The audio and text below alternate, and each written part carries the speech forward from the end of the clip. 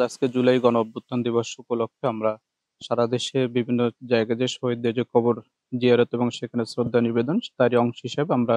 জেলা প্রশাসন ঝালকাঠির পক্ষ থেকে নলছিটিতে আমাদের যে দুজন শহীদ আছেন তাদের কবরে আজকে পুষ্পস্তবক এবং একই সাথে দোয়া মোনাজাত করেছি। এবং আমাদের যে শহীদ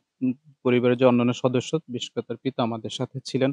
এবং পরবর্তীতে আমরা তাদের পরিবারবর্গের সাথেও দেখা সাক্ষাৎ করেছি এবং আমরা তাদের কুশলাদি বিনিময় করেছি